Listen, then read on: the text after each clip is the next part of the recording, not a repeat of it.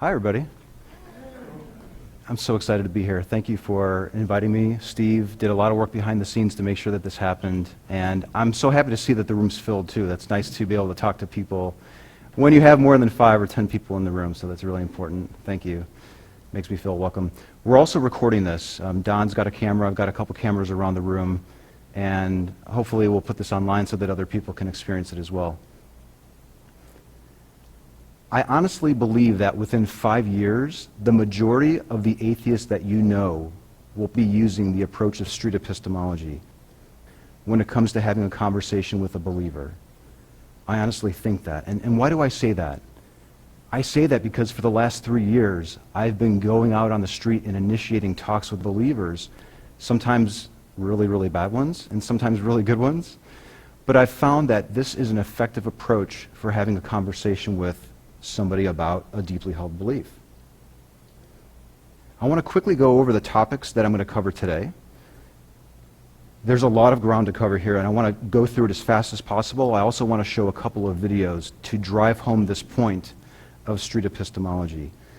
I'm going to tell you a little bit about my background. Where did I come from? Who am I? You can get an idea of that. I want to explain what street epistemology is and some of the common misconceptions about it. There are a lot of misunderstandings. People think that you're proselytizing for atheism or something, and there's a lot of misunderstandings about it. I want to clear the air as far as what that is.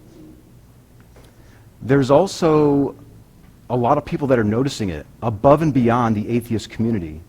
People that have made careers out of their belief. They're apologists. They're Christian apologists, Muslim apologists. They're noticing the videos that are out there, not just mine, but other people. And they're getting worried by it because they can see how effective it is. We're going to get into that. I'll show you a video of them talking about it. It's quite interesting. And I'm going to show an on-screen example where you're on an airplane and the person next to you starts a conversation and they say something. What would be the appropriate response if you wanted to use street epistemology? I'll also show a couple of videos to drive home this point. Real conversations with real people, they're not actors, and within 10 minutes you can see the gears turning in their head like, why do I think that this thing is true? It's really an incredible thing. I'm also going to talk about scary supernovas and revealing light bulbs. What the hell is that? Well, I'm going to get into that. I'll explain what that is. And then I'm going to close by talking about a disconnect that I see in the atheist community. And I want to shed some light on that and see if we can't address that and move forward. All right, so my name's Anthony. I live in San Antonio, Texas. Huge fan of the Atheist Experience. I've been watching it for the last 4 or 5 years. My family knows that if it's 4:30 on a Sunday, don't bug Dad because he's watching the show. Even if we're traveling, I try to catch it. And I've learned a great deal from the show, from the Atheist Community of Austin, from all the speakers that they brought in, and from the actual TV show. I've learned how to defend my atheism far better than I ever would. I probably wouldn't feel comfortable going out in public and just chatting with strangers about atheism or their belief if I didn't have the show as to fall back on and to learn from. So I'm very grateful for that. Another thing that I've been doing for the last 3 years is popularizing this idea of street epistemology. I didn't come up with it. There's a book by Dr. Peter Boghossian. I have a signed copy for your library, if you don't have one already. And he wrote this book called A Manual for Creating Atheists. And in it, he talks about this idea of street epistemology. You're going to know all about this by the time that the talk is done, more so than you probably ever wanted to know. But you'll learn about it. Street epistemology is not telling anybody what to think. We're not telling them that believing in God is stupid and we want you to be atheists. That's not at all what it is. It's more about a reflective dialogue to understand what the person believes and the methods they use to get there. Epistemology is the study of knowledge. It's the study of how people arrive at knowing what they claim to know. That's all it is. It's a fancy word. It sounds really important, but that's really all it is. And Boghossian conceived of this idea, and he started realizing that the way that we're going about, the way that atheists typically engage with believers is typically confrontational. We tend to argue with them. We try to throw up apologetics. But what usually happens is what's called the backfire effect. Just by show of hands, has anyone heard of this before? Let's say maybe a fifth of the crowd. Okay, that's interesting. All right. The backfire effect, there was a study done in 2009 that showed that when you have a conversation with somebody and if they're holding a belief that is not in line with reality, if you present them facts, they are more than likely going to double down on the belief. They're less likely to accept the facts that you give them, and they'll find some excuse to ignore them. And they'll believe in whatever they believe even more. It's something really interesting. Street epistemology completely circumvents the backfire effect. And the examples that I'm going to show you today will illustrate that. Some common misconceptions about street epistemology. I've heard a lot of people say that street epistemology is really for atheists to pick on Christians. No, that's not at all the case. In fact, I would like to start seeing believers using this approach when talking to other people. I'll have some examples here where we're going to have a conversation with a woman that believes in karma, completely non-religious, although some people live like it is a religion. But we'll go ahead and talk about that. So it's not just about Christians, and you don't have to be on the street to do this. The term street epistemology, I think, puts a hand behind our back, because right from the get-go, we need to explain that you don't have to be on the street and initiate talks for it to be considered street epistemology. I'll say that again. You don't need to be on the street and initiate talks to have a conversation with a believer and use street epistemology. When we have these types of talks, we're on a mission to identify truths. Now, sometimes, if somebody holds a belief that's about a God and it might not be true, maybe they will find their way to atheism. That's quite possible. But it's not necessarily the main idea of street epistemology. Some people say that we're picking on people that are unqualified to defend their beliefs. I see this all the time in the YouTube comments. They say don't read the YouTube comments, but I do. I learn more about the work that I do from reading the comments and the criticisms and the suggestions than anything else. And a lot of people say, you know, that girl that you were talking to, she wasn't qualified to explain why Jesus exists. You're selectively picking these people. And it always rankles me, because how offensive is that to the person that holds that belief, that really thinks that it's true? Do you think that she would agree with that criticism? I highly doubt it. Some people say that SE, or street epistemology, is too powerful, that you should warn people. I'm actually beginning to think that that critique might have some merit, because within 5 or 10 minutes, if the person is honest, I'm nearly certain that I can lower their confidence in what they believe if they're being honest with themselves. I've actually started these days by saying, can I have a chat with you? But just a heads up, there is a chance that the belief that you think is true, you might be less confident by the end of it. You might be more confident, and you might be just as confident. But I almost feel the need now to at least give people a heads up that that's the case. And save your questions for the end. I get the sense that you guys are like, okay, I want to ask them about that. I'll answer all your questions at the end. Another misconception is that we never back down from using this approach. There are times when it's apparent that a believer that I'm talking to needs it, even though it's probably not true, and I can ask 5 questions and that person would be less sure that it's true. Sometimes you can get a sense of it. They'll tell you, if I didn't believe that this God existed, if I didn't think that there was a pagan goddess protecting me, I don't know what I'd do. I wouldn't wish it on anybody. So there are times where we'll back off. One of the first rules of street epistemology is to do no harm. We don't want to harm people, we want to help them. Did I say that you don't have to initiate the conversations on the street? Okay. I'll probably harp on that a couple times, but you don't. I could have waited for living in Texas, living in San Antonio. I wouldn't have to wait too long to have somebody say something, make a claim, and then find myself practicing street epistemology. But I do know that that would take a while. So I've actually taken it upon myself to go out with my camera, this GoPro right here in fact, and initiate talks. But you don't have to do that. You can wait until somebody says something first. And I'm hoping that by the end of this talk, you'll be more open to the idea of not backing away from somebody. if somebody makes a comment, a claim, it could be about a god, or that they think it's going to rain tomorrow because they washed their car. That's an opening for you to have a conversation.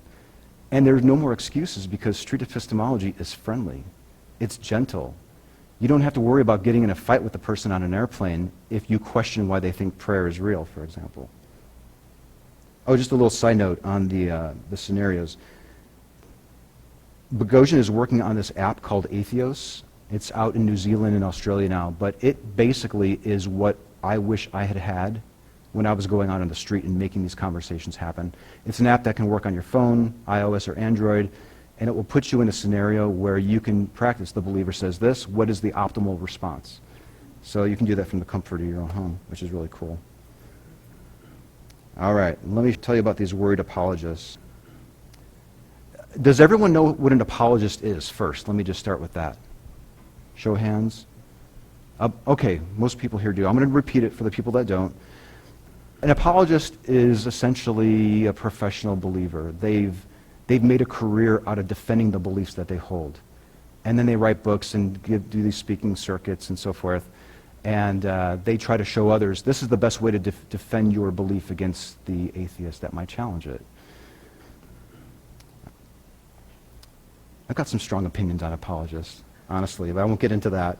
But what was interesting is that they showed, there was this one instance where they had this convention. It was called Defend the Faith. And they ended up showing one of my interviews, one of my 5-minute chats at that convention.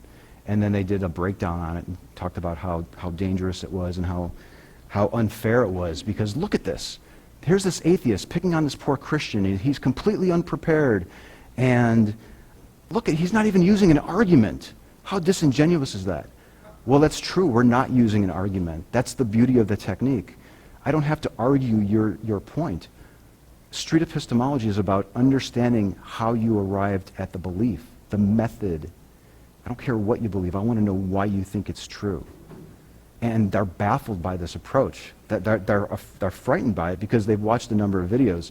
And they're at the pulpit, just like I'm at this pulpit. But they're at the pulpit talking to other budding apologists by saying, this approach is effective. We're worried about it. We're unprepared for it. We need to do a better job in the church preparing our believers for this type of onslaught of these friendly questions asking why you believe what you believe. Okay, these guys are apologists. They're standing at the pulpit and they're addressing a room full of apologists.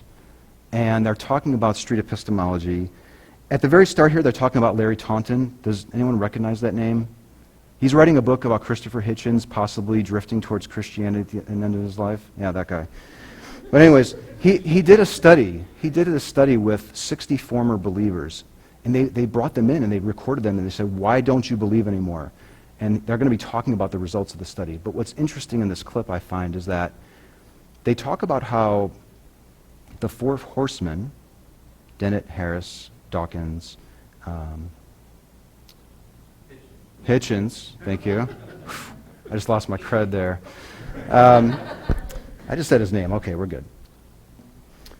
They're talking about how they paved the way for people like myself, people like the Atheist Experience, where we can now have shows, great shows that address thousands of people, video channels, blogs, YouTube channels, that type of stuff.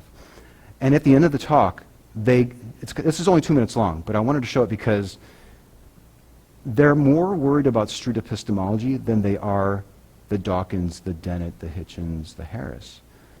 They're more worried about this approach of street epistemology than they are debate. Let me put this in perspective with another bit of research. Larry Taunton of the Fixed Point Foundation did something a couple of years ago that was very insightful. He put out a request for people who claimed that they had been Christians and had deconverted and said, we'd like to talk to you. We'd like to give you a couple of hours. Just have you tell us how that happened. We're not going to try to convert you. If you don't ask us for our reasons, we'll just listen and ask clarifying questions. And so they paid them a little bit to come in, and once word got out that that was really what they were doing, they had lots of people come in. I think they had over 60 people responding to that. Hours upon hours upon hours of taped interviews. Taunton said, we thought when we set this up that we were going to hear a lot about the new atheists, about people like Dawkins and Hitchens and Dennett and Harris, never once in all of the hours of interviews was any one of those people ever named. Not once. Instead, it was, well, there was this blog that I was reading, or there was this YouTube video or a YouTube channel. It was all social media. Now, that doesn't mean that the new atheists had nothing to do with it. They created an environment in which these kinds of social media could flourish. But that was the point of contact. That was the place that it was happening. And what that means strategically is something terribly important. It means you can't have your champion apologists going out there with the apologetic 20 gauge to take down the bear. It's not just one antagonist and one apologist standing up to it. Which would you rather fight? An angry bear or 10,000 hornets? So the hornets are going to be everywhere. They're going to be places you can't be. You can be the most trained apologist in the world. You can have all of the fallacies of the God delusion mapped out in your mind, point by point. And 50 miles away, somebody is using things that aren't even arguments to undermine the faith of somebody you'll never meet. And they use the 10,000. That's coming, I think that's coming from Peter Boghossian's book. He's calling for 10,000 people to learn street epistemology and engage with believers in the manner that you're about to see today. So I think that's where they're getting it from. And they're worried about it. They would much rather have a debate, an apologist going up, somebody very trained with counter-apologetics. They're worried about this approach. And nothing actually makes me happier. Okay, I wanted to give a real-world example here before we get into some of the videos. Let's say that you're on an airplane trip, and the person next to you says something like, I always say a quick prayer before we take off. Sometimes we're just ambivalent about it. I'm like, that's fine, just, do you have any pretzels or something? Like, don't really want to engage with them. Sometimes we might say, well, nothing fails like prayer. I agree with this. But coming up with that response would probably not help me better understand why that believer believes it. I might say something like, did you know that prayer harms more people than it actually helps? It might make for a fun talk, and it's probably true, but it would more than likely result in the person shutting down and not being willing to engage with you. Or how about, this is probably even worse. Whatever, I don't really care. How about this? I'd love to learn why you think prayer works. If this approach isn't for you, that's fine. I don't want to put you in a position where you're uncomfortable doing it. But what I hope you walk away from this talk is that this is friendly. You can have a nice, cordial discussion with somebody about why they think prayer works on your whole flight from Austin to DC or whatever. And you can have an engaging talk, and they'll probably never forget the talk at the end of it. They might come back with, well, I've always landed safely after praying. Your superpowers would be quite useful at the FAA. A little snarky. Prayer is no more reliable than chance. How about this? Have others prayed beforehand and not landed safely? This is street epistemology, where you're asking a question that's causing them to think. I'm not sure. If you can get a response like that, that's key. You can end the talk right now and just talk about the weather or where you're going, and that's fine. Street epistemology is all about realistic goals and planting seeds of doubt. And we're going to get into that further. Realistic goals. When I first went out, I read Peter's book, I put on my GoPro, and I went up to street preachers, and I thought, if I can be effective with these guys, I can talk to anybody. And I had this great talk with this one street preacher, and I thought, man, that's it. He's not going to be a believer anymore. I went back the next week, and there he was, and I was crushed. Like, wait a second. So immediate deconversions are going to be quite unlikely. But you do want to establish rapport. You do want to listen, and you want to strive for understanding and be respectful. And if you can meet them again, that's even better. Sometimes for people, just having a conversation with a believer and not losing your cool, make that your goal. Like if you always blow up at a believer and you end up walking away mad and they will end up walking away mad, set it up as your goal to just have a conversation with a believer where you don't get upset. I love this illustration. This is street epistemology in a nutshell. We want to put a pebble in a person's shoe so that it nags at them a little bit, so that they think about it, they find themselves thinking about it, and eventually they might actually address the pebble and remove it from the shoe. Somebody had asked me, Anthony, are you removing or adding the pebble? And I thought it was a good question because I think it could actually be one or the other. It was so difficult to pare down which videos to show you today because I have several hundred on my YouTube channel, and they're not all good. Some of them suck. Some of them are in a playlist called Bails and Fails because they were just so bad. But I wanted to give people an accurate representation of what's going on out there. So what example do I show you today? Should I show you Sister Clarice, who is 100% sure that her God exists because of prayer? I'm not showing you that one. How about street preacher Gary? This guy teaches other people how to street preach and says that he is a slave for Christ. That would have been an interesting one. A little too long. Jamil. Anyone see this one with Jamil? Show of hands. Nobody? A couple. Okay. Jamil is 100% sure his God exists, and the main reason was because of prayer. 11 minutes later, he lowered his confidence to 60%. Should I show you Michaela? Michaela was 100% sure her God existed. After a 10-minute talk, she was about 75% sure. We ended the talk. I ran into her 2 weeks later, and she said, we started chatting again. She said, I was in church thinking about the talk. I was listening to the sermon, and I found myself thinking back to our talk. And she lowered her confidence even more to 50%. And she went on to say that the talk would affect the way that she plans to approach things with her kids, which is awesome. Okay, but I do want to show you this one. It's with Miguel. He's the bottle label unraveler guy. You guys seen that one? It's one of my favorites. The talk is about faith, and we're going to get into that. Faith is a big thing when it comes to street epistemology. This video is about 10 minutes long. What's interesting about this talk is that this is one of the rare times where somebody walks up to me. I've been on his campus for a long time, like weeks, and he's like, what are you doing? So the video starts off with that, and I'm like, record. So we have this great talk, and I've overlaid a few things on the video. There's a timer in the top left-hand corner to show how much time has elapsed since we start talking. I've added some captions at the bottom. So if the captions are in white, it's the interlocutor talking, it's the conversation partner. If the captions are in aqua blue, it's me talking.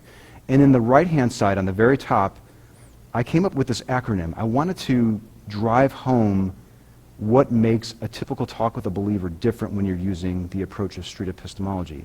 So I have this acronym called PART, P-A-R-T. P is for the number of times I pause. It's very important. A is the number of times I ask a question. Street epistemology is almost always about asking questions. R is the number of times I repeat. You ever hear of active listening? You listen, you listen, you listen, you summarize what they say, and you repeat it back to them so that they can hear it back. So I keep track of that. And then T is the number of times that I'm telling them something. That number should be very low. If I'm telling them about atheism, if I'm telling them about evolution, if I'm telling them about the facts that are out there, then that's not a good indication that you're doing street epistemology. So here's Miguel. Hey. Hey, I just had a question. What are you doing? I'm interviewing people. Oh. My first name is Anthony. Miguel. Miguel? Yes, oh, sir. Nice to meet you. Yeah, I'm just interviewing strangers about how they arrived at their God belief. And just, Oh, cool. do you want to do a quick interview? Yeah, for All right, sure. awesome. I'll time it for 5. Okay. Miguel, Well, what God do you believe in, dude? I believe in Jesus Christ as my Lord and Savior Why? because I know He died on the cross and I know He's the Almighty God. Okay. How confident are you that the belief is true? If 100% was, I'm 100% confident that Jesus died on the cross for me, and 0% is I'm not confident at all that Jesus died for me, Where would you be on the scale? On the 100%. Wow. Yeah. Although sometimes I may feel like I struggle with my faith sometimes, like, how sometimes you go through things and we feel like God's not here, and in reality, we stray away from Him. He never leaves us. And so I always know, like... You just know it? Yeah. How do you know it, dude? How could you be 100% confident on a belief? I don't know, I guess faith. And just the foundation I was raised upon. What is your definition of faith? If I were to write it down on this clipboard right now, how would you describe it? Things unseen. The hope in things unseen? Thanks, man. Alright. And that's faith. I would say so. Would you give a different term? I've heard similar definitions of it. How big of your belief, that 100% is faith, and what other percent is you being raised in it? Because I think you mentioned that you were exposed to it. In situations, like, God has just, like, showed up in my life, and in my family's life. Like, for example, I'll give you an example. Like, I grew up without my dad, sort of grew up without my dad, because he kind of cheated on my mom, had a baby. Sorry to hear that. Like, I just went through a lot of stuff when I was younger. Yeah. And I came to, like, I guess you could say, like, a real, like, truth to who Jesus was. Like, I got saved when I was 5. Like, when I got saved. At 5 years old? Yeah, like, my grandma talked to me, like she introduced me to Jesus, and, like, at that time, like, when I was 5 years old, I knew I was gonna go to heaven. You know what I mean? 'Cause, like, I was just... Can we get back to the faith part of it? Yeah. I know that you're using faith to be so confident that Jesus works in your life and died for you, and you believe it so strongly. And you define it as the hope in things unseen. Do you use faith for other things? And do you hope for things that are unseen in your life? Yes. Besides Jesus? Yeah, I think you do? People put their faith in all types of stuff. Like but what? I guess, like, just, like, for example, I have a test on Wednesday, and I hope I pass on Wednesday. You hope you pass? You know what I mean? Are you equating faith with hope? Faith, hope. Is faith the same as hope? I wouldn't say faith is the same as hope, but faith, you kind of put your hope in faith. I don't know. With regards to this example for this test, you hope that you pass it. But I know in order for me to pass it, I have to study. Sure. To understand the material. Okay. Before I take the test. Yeah. When you hope that you pass the test, is there not an element of a possibility that you might fail the test? Yes. Does faith have an element of it possibly not happening or not being true? I guess that's just something that you just don't know until you die. If we talk about Jesus, you know what I mean? Because, like, I guess somebody could have, like, a possibility, like, maybe God isn't real. But then, like, and then if I'm wrong, then I guess I'd have to face that when I die. But then if I'm right, then somebody else has to face that when they die. You know what I mean? Yeah. Miguel, if faith is equivalent to hope with your definition of it, and there's an element of it not happening or not coming true because hope has that possibility of it not... You hope you want to pass the test and maybe you won't pass the test, right? If faith is hope and it has that element of it not being true,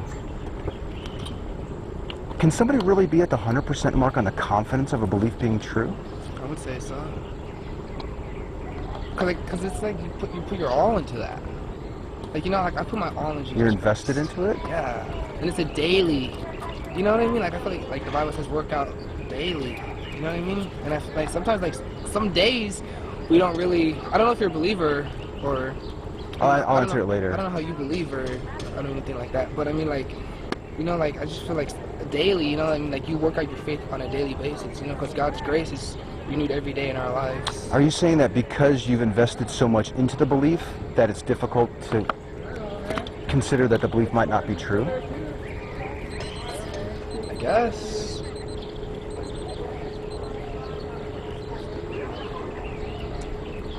That was fast. It was a fast 5, wasn't it? Do you want to go another couple minutes? Sure. Okay.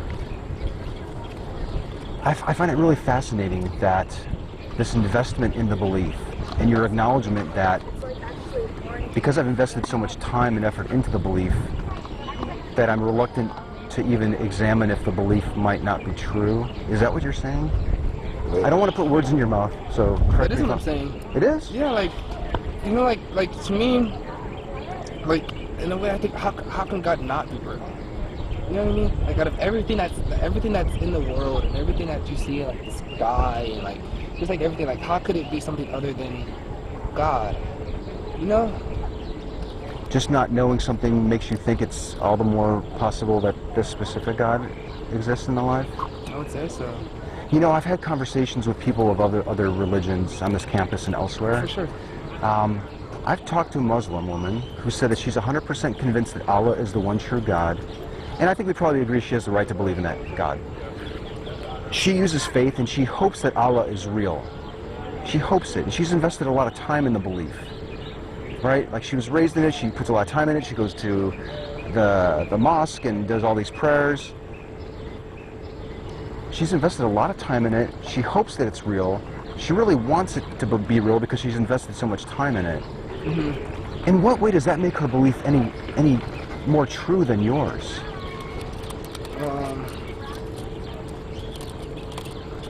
I don't know too much about the Muslim religion, so I don't know how. But you don't even have to know about it. Like, I don't know much about it either, but she's convinced about it. Yeah. You know, she's certain, she's 100% convinced that the belief is true and that Muhammad went to heaven on a winged horse. Like, she really believes it. Mm-hmm. She uses faith. She hopes that it's true. She's invested a tremendous amount of time in the belief.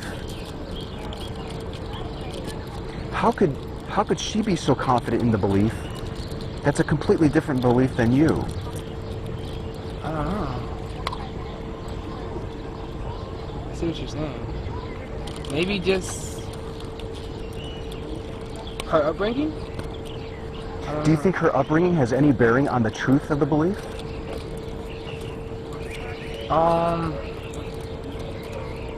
No, because I know that Allah is not real.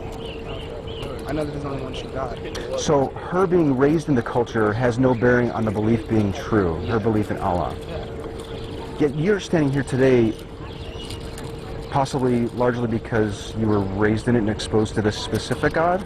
But I think if I wasn't raised, like just like stuff that I've been through in my life, you know what I mean? Like.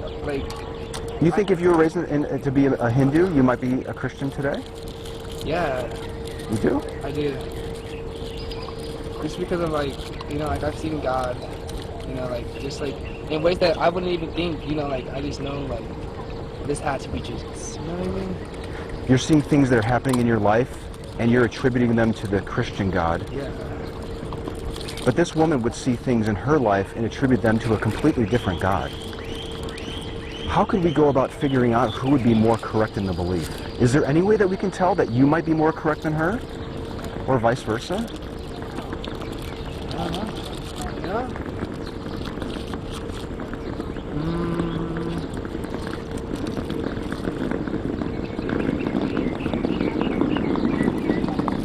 I don't know how to answer that. If you have no way of knowing if you are more correct in the belief than that Muslim woman, how could you possibly be at the 100% mark on the confidence of your belief?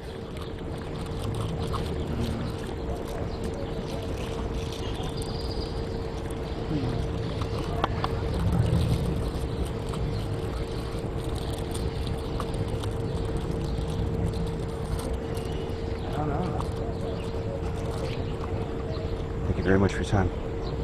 Really appreciate it, Miguel. Thank you very much.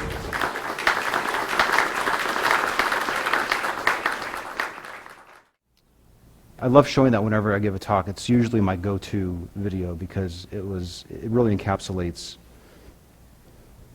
what the approach is about. And that was about a year ago. And there are things when I watch that now, I'm like, oh, I screwed up there.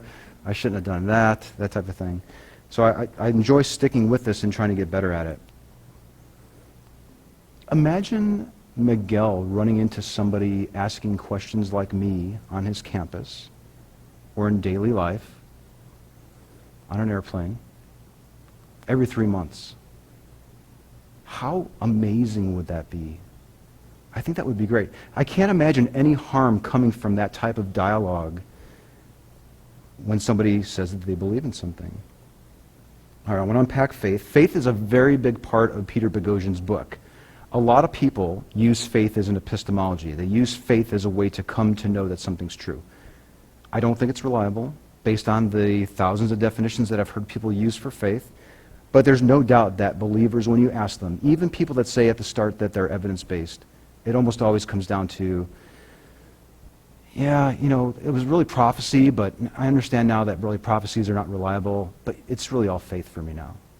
Okay, that's good. That's the finish line, actually, because then you just need to talk about the reliability of it and ask them questions. Is it reliable? Did you guys notice the count, the part count at the end of the video there? The high number of questions, there's some pausing and the repeating back, and very little telling. It's not just about God, like I mentioned. This fellow was on a campus wearing a shirt that says, "Porn kills love," and going on about how porn and masturbation were harmful. And it's tempting. When I'm in street epistemologist mode, I try to be neutral. I was dying to tell him, dude, masturbation is good, it's fun. You don't feel bad about it, you shouldn't be ashamed of it. Have you heard of Dr. Darrell Ray? But I had a conversation with him, I'm not going to show it today. I know, spoiler alert. Even if it could be shown to him, to his satisfaction, that pornography was not harmful, he would still be against it because he was a Christian. That's why I like going after the God beliefs, because usually these ancillary beliefs that people hold are all resting on that deeper foundation. All right, I want to show one more video. This is about 9 minutes long. Again, same thing, timer captions, the part tracking. This is not about God. And I chose this video because I think it will help us more objectively look at this approach of street epistemology if it's not about God.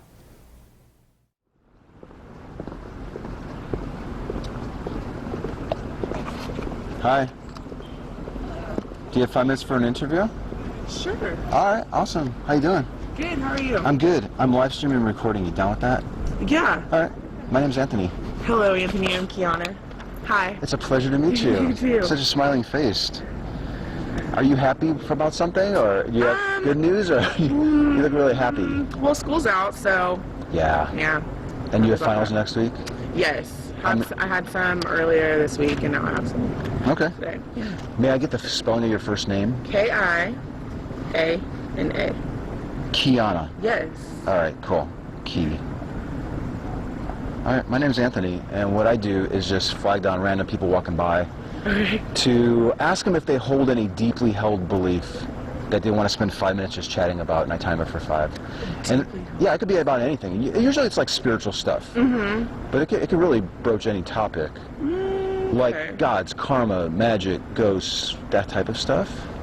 Let's see. Do you want to burn 5 minutes and just chat about something like that? Yeah, would you chat with me, or am I just strictly talking? I'm going to ask questions. Okay, good. And I want to understand why you believe it. Okay, cool. And it's going to be completely like non-confrontational Okay. and probably even fun. Go for it. Not for anything. Time, 5 minutes, all right. Okay. So you can pick any topic you want. Okay, let's go with karma. Karma, Yeah. okay. Excellent. Before we even get any further, Okay. how do you define it? Because I want to make sure I understand it. Let's see. I would say, good or bad, what you do could eventually come back to you. Okay. Good or bad. And that's karma. Yeah.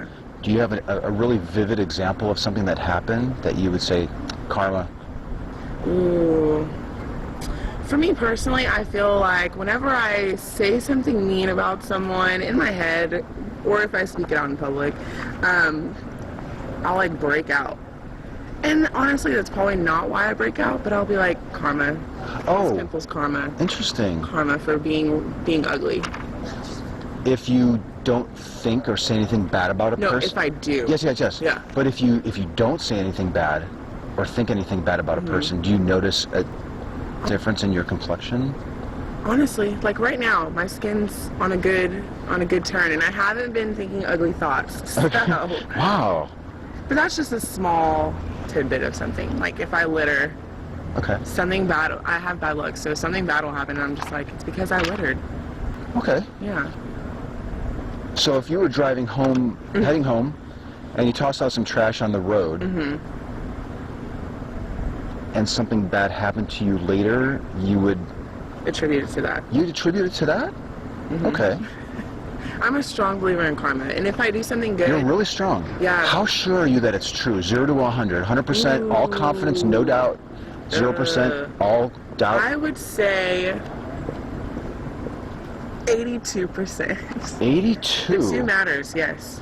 What do you study here? I study communication. Okay. 82% Yeah. confident that karma is real, that it happens. Okay. Let's go to this example of you heading home, Okay. trash out the window. What would be an example of something happening that you would attribute to that action? Common things that have happened to me. I either break something or...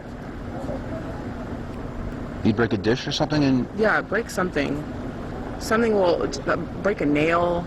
Okay. It's just little things. I'm just like, this is because I littered. Okay. Is there a certain amount of time that can pass Usually happens within the day. within a 24-hour period of Within time? 24 hours. You'll get karmically punished for a bad action. Wow. And I don't know. I just attribute it to those things because if you live a good life, ultimately, good things will happen to you. That's how I feel. If you didn't litter, If I and you didn't think bad things about people or call 'em names or whatever, and you were just good for the rest of your life, would you never experience bad things? I think it all goes into my mindset as well. So if I live a good life and something bad does happen to me, I feel like I would have a better mindset towards it. Like, oh, it's not that bad. You know what I mean? Like, No. Okay, let me Sorry. No, it's fine. So if I did something bad, Okay. something bad happened, I would attribute it to that thing, and I'd be like, I'm not living a good life. Yes. But if I lived a good life and something bad happened to me, I would have a better mindset towards it. Like, it wouldn't get to me as much as if I did something bad before. Am I making any type of I sense? think I understand. Do you get what I'm saying?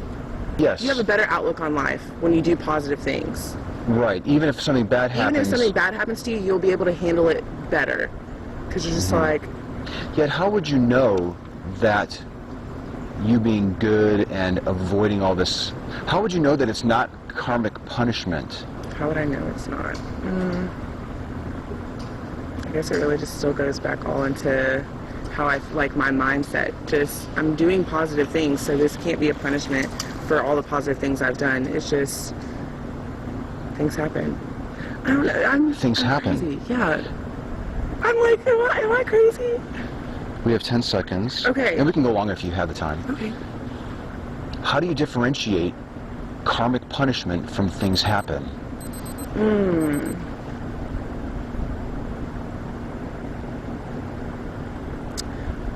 I think it would be just things that are just, how did this happen? Why did this happen? Oh, that is a good question. You're making me rethink my whole life.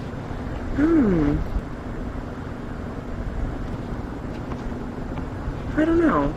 I feel like it would just, if I did something bad and something bad happened immediately after, I feel like this has to correlate. Like, this is punishment. God's telling me don't do that again. I don't know. That was a good question. Because I'm trying to think of anything bad that's happened and I feel like I've been doing good. I usually just brush it off. Because like I said, my mindset's in a different place. If I haven't done anything wrong, I'm just like, it'll get better. It's almost like a snowball effect for me. If I do something bad and then something bad happens, I'm just like, oh my gosh. And then my mindset is in such a bad place. Maybe karma is not even just something bad happening to you, but just getting you in a space that just, well, at least for me, getting you in a space that just, to make you live a better life in the end. Now I'm like, that percentage looks a little 82%. I'm going to stick with it. If you have no way of telling the difference between karmic punishment and things just happening, why believe in it at all?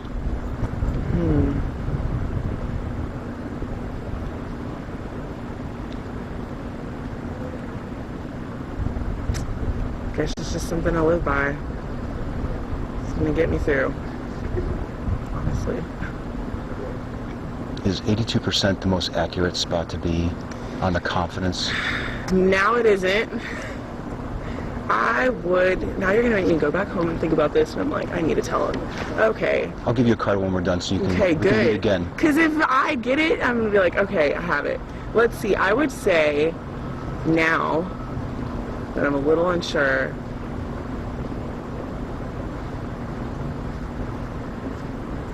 I would go to 53 because I still believe it. I'm like, where am I going with this? 53 now. Thank you so much for your time. You're awesome. Thanks. You are too.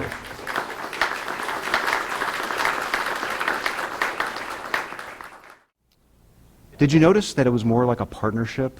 It wasn't antagonistic. We're like working together to solve this problem. How do we figure it out? How could we determine if karmic punishment is any different than things just happen? That's a big part of the approach of SE. She comes back up to me 20 minutes later, and we continue the talk, and she lowers her confidence even further. Let me show the picture of Kiana here. Ooh, that's not it. I'm sorry, I don't know how that got in there. Oh, that's not Kiana either. I apologize, I'm not sure how these are getting in here. I'm joking. These are in here on purpose. If this was a conflict, we probably wouldn't have reached this point in the conversation where she's thinking about it. Complete stranger. I've never met her before. And that was just a wonderful moment. And I have to say, it's so tough to just be quiet. Oh, it's the hardest thing. We instinctively want to fill those pauses with our own thoughts. And it's hard just to shut up. Street epistemology is a lot more than just being polite, being cordial. If I were to have a talk with somebody and they didn't walk away thinking about the belief or questioning it a little bit, like, yeah, why do I think it's true? How did I get this belief in the first place? How can I find out if it's true? Do I really need to maintain the belief? That's the gift of doubt. And if I can impart the gift of doubt at the end of a short talk, then I consider that a success. Okay. I'm going to close it up here. I've just got one more thing I want to cover, one major point, and then we can get to the Q&A. What you've seen, these are examples of what I would call micro interventions or micro conversations. They're one-on-one talks with people. But we see lots of examples of macro conversations. And the objective of both is to help people, generally. Typically the people that are on the Atheist Experience, or if you're going to have a debate, or you're on a speaking tour for your book, the main reason why most of us go out and have talks with believers, I think, is because we want to help them. We think that they probably have a mistaken view of reality. We want them to identify it and discard the belief or find a better reason to hold the belief. There's this disconnect that I'm noticing, and I want to point this out. The viewers of debates, the viewers of counter-apologetics, they may not realize that they might be using the wrong tool for the job. How can I explain this? How can I demonstrate this in the easiest way? So I came up with this model, and this is the legend. On the left here, that little white dot, that would symbolize a believer. The middle is like a doubting believer or somebody that's like on the fence. And then red, the traditional red for an atheist. So we might tease them. It might be Bill Maher teasing a believer, and you have an audience watching. Now we know that this is effective. There are probably people that are in this room because we watched somebody get ridiculed, and we thought, that's the exact same belief that I have, and I can't maintain the belief. We know that it works.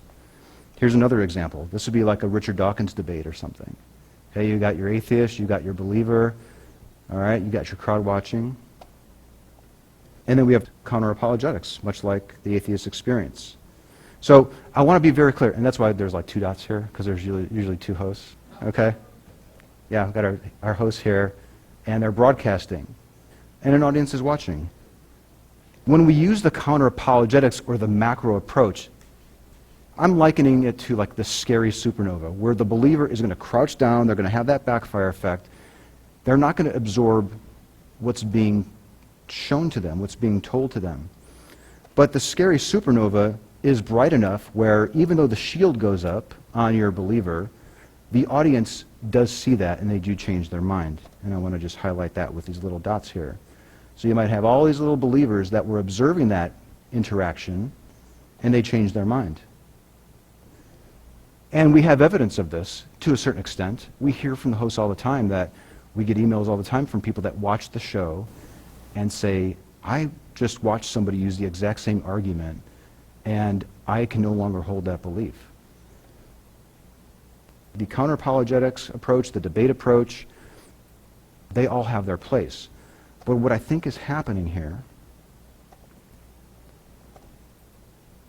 is atheists don't recognize that there are multiple tools available to them in their arsenal. And I'm calling street epistemology like the revealing light bulb.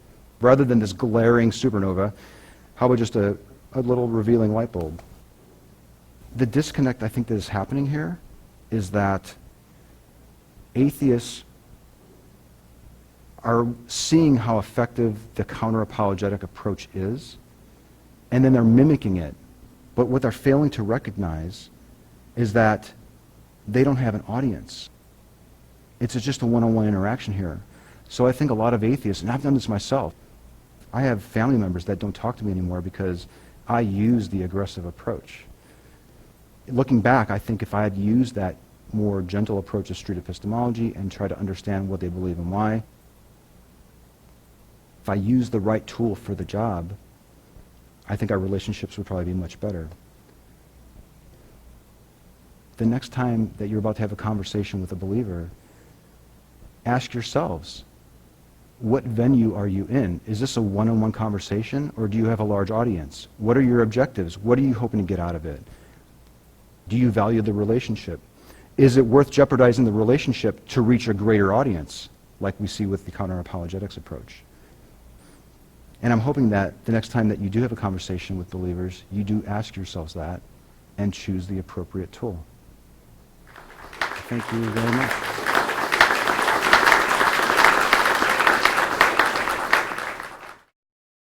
If you want to learn more about this, you can read Peter Boghossian's book. It will be in the library here by the end of today if it's not already.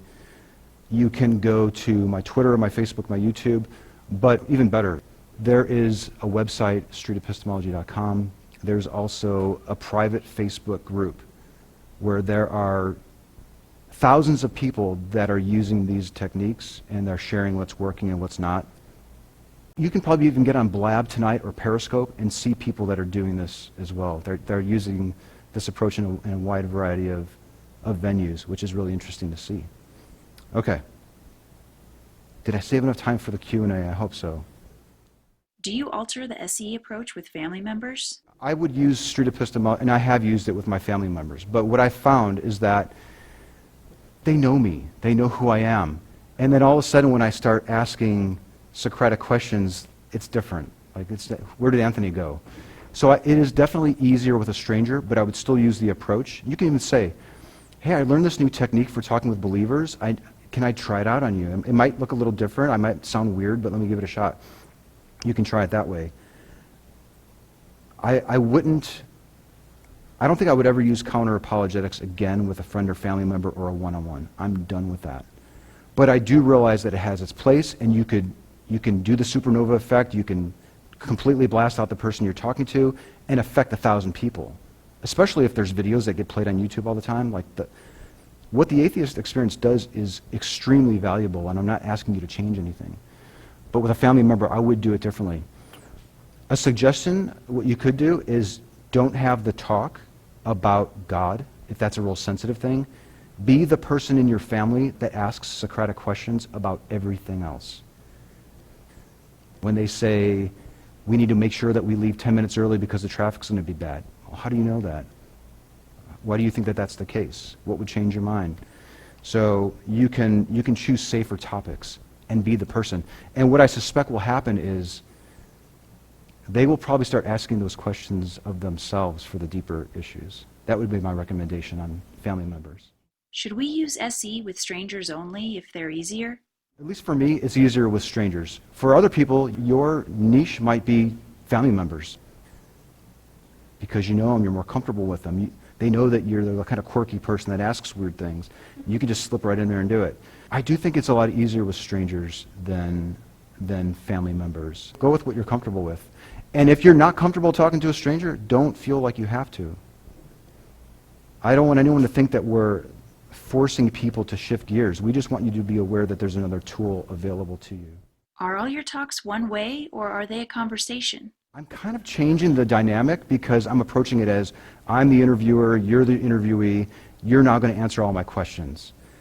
But usually after, like that first talk with Miguel, that goes on for another 10 more minutes, and after we shake hands, he's in, well, what do you believe? And then I tell him about my atheism, and that's when I rely on all the things that I've learned from the Atheist Experience and all the counter-apologetic stuff, where I can adequately defend why I'm an atheist.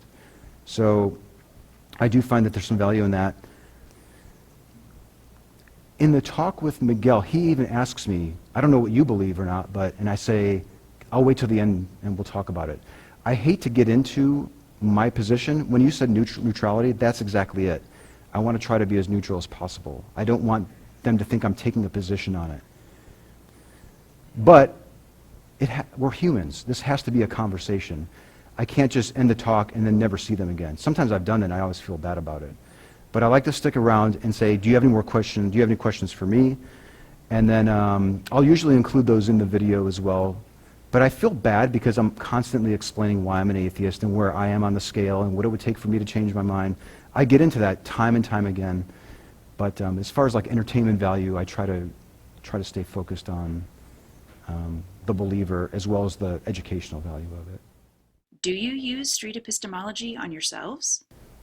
So you mentioned, I think at the very start you were talking about like when you get together as a group and you talk about these techniques, we very often do practice this approach on ourselves. We'll even use SE, street epistemology, on SE.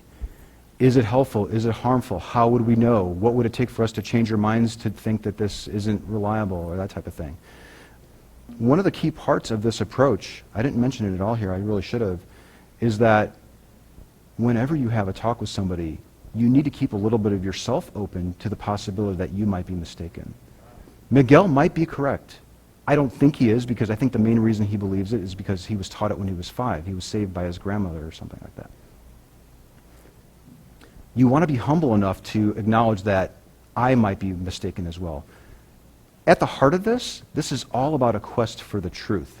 It's not so much about tearing down a belief as it is about recognizing that we probably all have beliefs that we think are true that probably aren't.